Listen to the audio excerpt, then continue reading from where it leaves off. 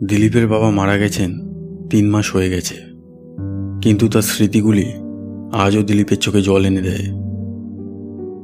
সে তার বাবাকে খুব ভালোবাসত। দিলীপ তার পরিবারের একমাত্র ছেলে ছিল।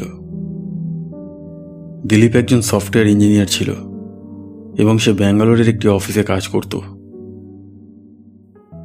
একদিন দিলীপ অফিস থেকে বাড়ি ফিরে তার মোবাইলে কিছু দেখছিল। তখন তার এক অফিসের সহকর্মী রাজীব তাকে ফোন করে। হ্যাঁ রাজীব, বল। কি করছিলি?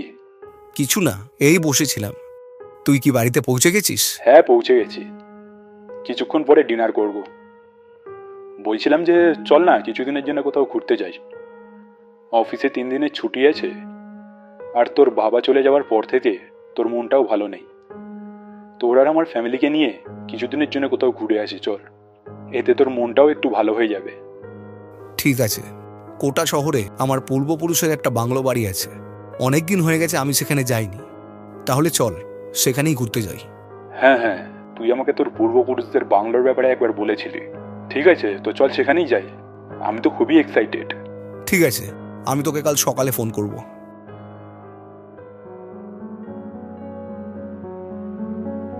পরের দিন সকালে দিলীপ এবং রাজীব তাদের স্ত্রী এবং সন্তানদের নিয়ে সেই পুরনো বাংলো বাড়িতে যাওয়ার জন্য বেরিয়ে পড়ে।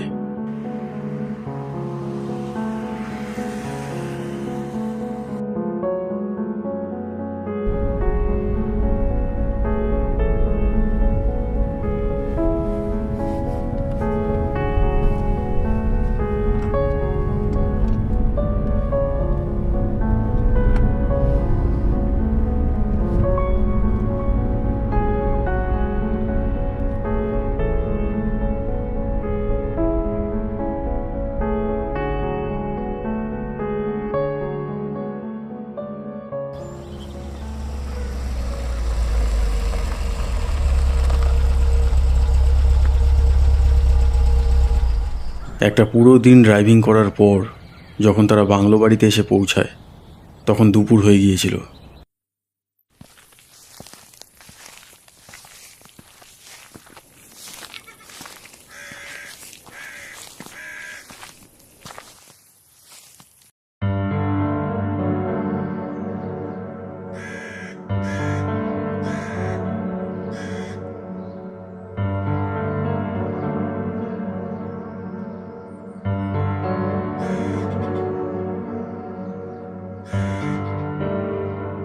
ইমরান চাচা,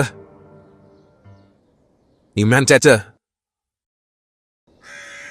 হ্যাঁ হ্যাঁ বেটা, তোমরা সবাই এসে গেছো। আমি তোমাদের জন্যই অপেক্ষা করছিলাম। মমতা বেটি, কেমন আছো তুমি? অনেকদিন পর তোমাকে দেখলাম। হ্যাঁ চাচা, আমি ভালো আছি। আপনি কেমন আছেন? হ্যাঁ, এই চলে যাচ্ছে। দিলীপের বাবা বয়সে আমার থেকে ছোট হওয়া সত্ত্বেও সবাইকে ছেড়ে চলে গেল। আমি কখনো ভাবতেও পারিনি যে আমাকে এই দিনটাও দেখতে হবে। আর কি বলবো চাচা, সবকিছু হঠাৎ করে হয়ে গেল। চাচা, ও আমার অফিসের বন্ধু রাজীব, আর ও হচ্ছে ওর মেয়ে। ভাবলাম অফিসের ছুটি আছে, তাই 3 দিনের জন্য ঘুরতে চলে এলাম। হ্যাঁ হ্যাঁ, ভালো করেছো। এটা তো তোমারই জায়গা, যতদিন ইচ্ছে থাকো। আসো আসো বেটা, ভেতরে আসো। এসো বেটা। সেই বাংলো বাড়িতে অনেকগুলি ঘর ছিল। দিলীপ আগে থেকেই ইমরান চাচাকে ফোন করে জানিয়ে দিয়েছিল যে তারা আসছে, তাই ইমরান চাচা 2টি ঘর ভালোভাবে সাজিয়ে রেখেছিলেন। নাও বেটা, তোমার ঘর রেডি আছে। কাল যখন তুমি ফোন করে বললে যে তোমরা সবাই এখানে আসছো, তখন আমি তাড়াতাড়ি করে এখানে এসে তোমাদের ঘরগুলো পরিষ্কার করে রেখেছিলাম। ঠিক আছে চাচা। আচ্ছা বেটা, তাহলে কি আমি তোমাদের জন্য খাবারের ব্যবস্থা করব কি? না চাচা, আপনাকে চিন্তা করার দরকার নেই। আমরা বাইরে গিয়ে খাবার খাবো। চাচা, আপনি রাজীবকে গেস্ট রুমে নিয়ে যান। হ্যাঁ হ্যাঁ, এসো বেটা।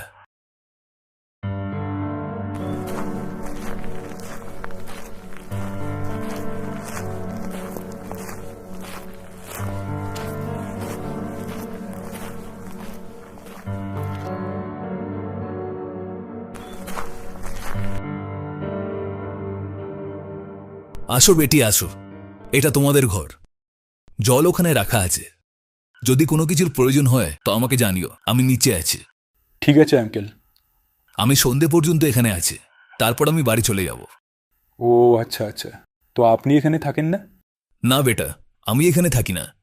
আমি এখানে কখনো কখনো আসি ঝালপোচ করার জন্য, তারপর আবার বাড়ি চলে যাই। হ্যাঁ, কিন্তু যখন এখানে কোনো বিয়ে বাড়ির কাজ হয় তখন আমি এখানে থেকে যাই। ঠিক আছে বেটা, তোমরা সবাই বিশ্রাম করো, আমি এখন যাই।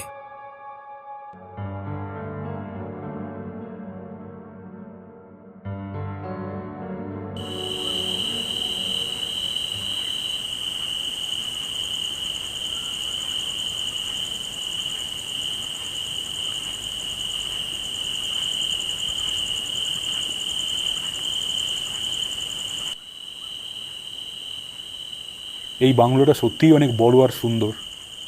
কত বছরের পুরনো এই বাংলোটা? 300 বছরের পুরনো এই বাংলো বাড়ি। তাহলে এখন তুমি ছাড়া এই বাংলোর আর কোনো উত্তরাধিকারী নেই? না, আমি এখন এই বাংলোর একমাত্র উত্তরাধিকারী। আমার বাবার আরেকজন ভাই ছিল, কিন্তু সে বিয়ে করেনি। কিছু বছর আগে হার্ট অ্যাটাক হওয়ার কারণে সে মারা যায়। তারপরে এই বাংলার একমাত্র উত্তরাধিকারী আমার বাবাই ছিল। আচ্ছা, তো এত বড় বাংলোতে এখন কে থাকে? কেউ থাকে না। তাহলে ওই চাচাকে?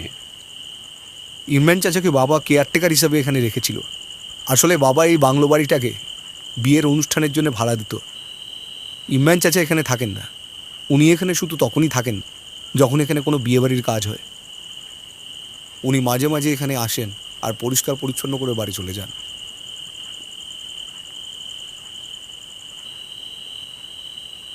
এনিওয়ে, জানি না আবার কবে আমরা এরকম একসাথে বসে পার্টি করতে পারবো। কেন? আমি খুব তাড়াতাড়ি ইউএসএতে শিফট হচ্ছি। তবে কি মমতাও আপনার সঙ্গে ইউএসএ চলে যাবে? হ্যাঁ, আমরা সবাই যাচ্ছি। আসলে ইউএসের একটা বড় কোম্পানি থেকে আমি জব কনফার্মেশন লেটার পেয়ে গেছি। এখন শুধু আমরা যে ফ্ল্যাটে থাকি সেই ফ্ল্যাটের জন্য একজন ভালো খরিদ্দার পেয়ে গেলেই ফ্ল্যাটটা বেচে ইউএসের জন্য বেরিয়ে পড়ব। তাহলে তো তোকে খুব মিস করব। তো তাহলে এই বাংলো বাড়িটা কি হবে? এই বাংলোটাকেও বিক্রি করে দেবো। একটা পার্টির সাথে ডিল ফাইনাল হয়ে গেছে। সেই বাংলোটাকে একটা হেরিটেজ হোটেল বানাবে।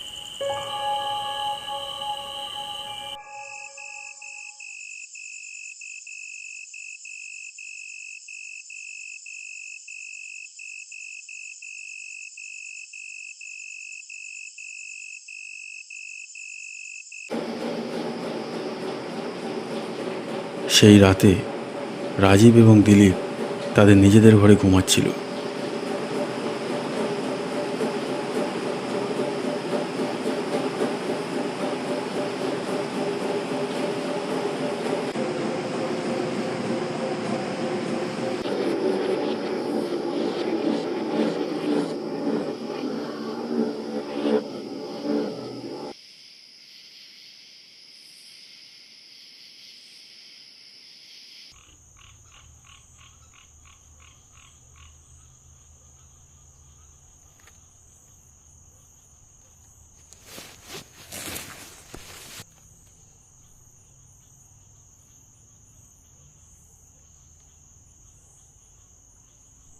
পাওয়ার কাট হয়ে গেল নাকি? আরে কি মুশকিল। ইমরান চাচা থাকলে জেনারেটর চালিয়ে দিত।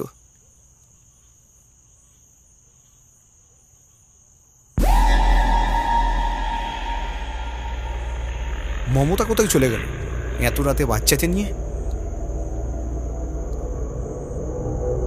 দিলীপ খুব অবাক হয় যে তার স্ত্রী কিছু না বলেই এত রাতে ছোট বাচ্চাকে নিয়ে কোথায় চলে গেল। দিলীপ ঘড়ির দিকে তাকায়। জানালা দিয়ে আসা চাঁদের মৃদু আলোয় দিলীপ দেখল যে রাত 2:45 বাজে।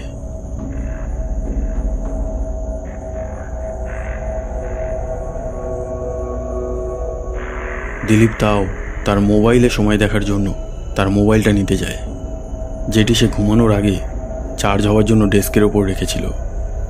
কিন্তু ডেস্কের ওপরে না তো তার মোবাইল ছিল আর না তার চার্জার।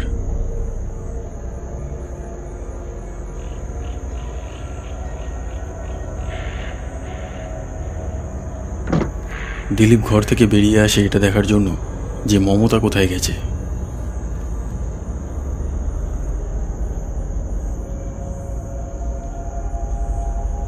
মমতা,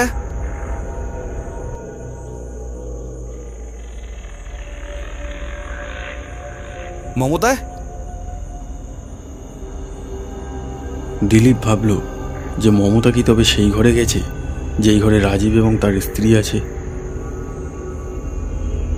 তাই দিলীপ রাজীবের ঘরের দিকে যায়।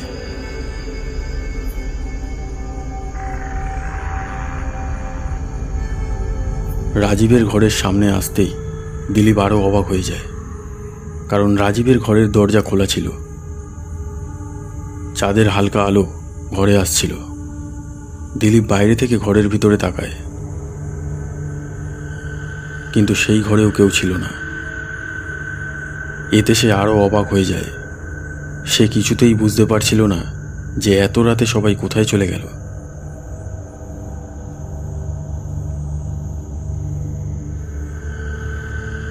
দিলীপ তখন দেখে যে ছাদের দরজাও খোলা আছে। তাই তার মনে হলো যে হয়তো পাওয়ার কাট হয়ে যাওয়ার কারণে সবাই ছাদে হাওয়া খেতে গেছে।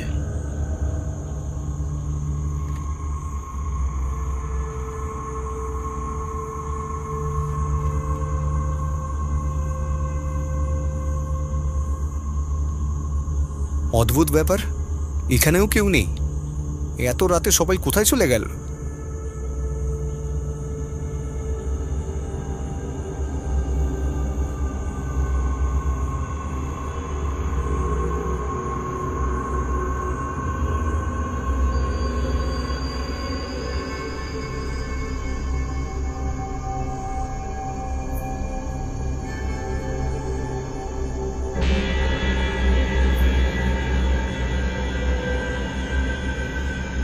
ইমরান চাচা এখানে এই সময়? চাচা তো বাড়ি চলে গিয়েছিল। ইমরান চাচা, ইমরান চাচা, আপনি ওখানে কেন দাঁড়িয়ে আছেন?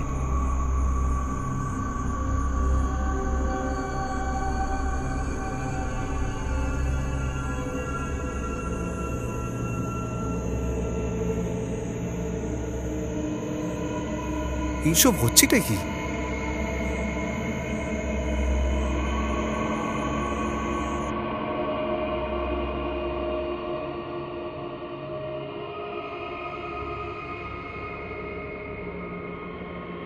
ইমরান চাচাকে বাংলোর ভিতরে আসতে দেখে দিলীপ ইমরান চাচার সাথে কথা বলার জন্য বাংলোর মেন গেটের দিকে যেতে থাকে।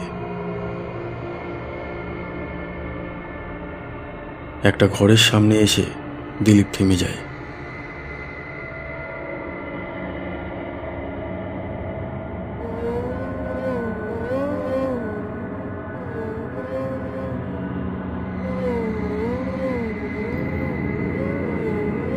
এই ঘরের দরজাটা তো বন্ধ ছিল। কে খুললো এই দরজা? এই আওয়াজটা কিসের?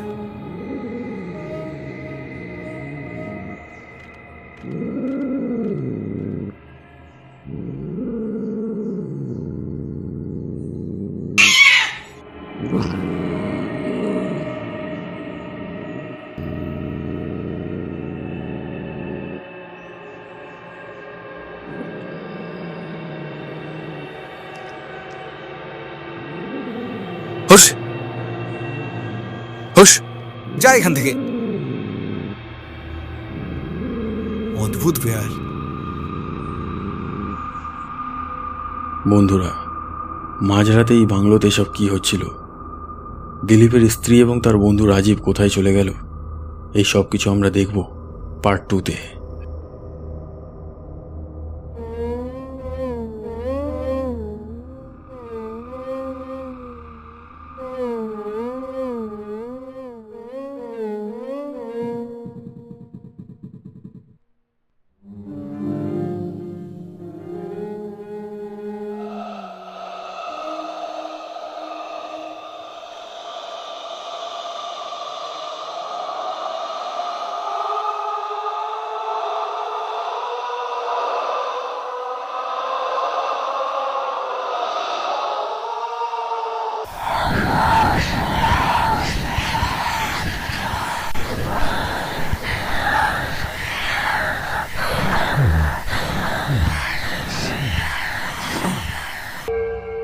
যদি আপনার এই ভিডিওটি ভালো লেগে থাকে তবে প্লিজ লাইক করবেন, আর এইরকম হরর ভিডিওস আরও দেখার জন্যে আমাদের এই চ্যানেলটিকে সাবস্ক্রাইব করে এই বেল আইকনটিকে টিপে দেবেন।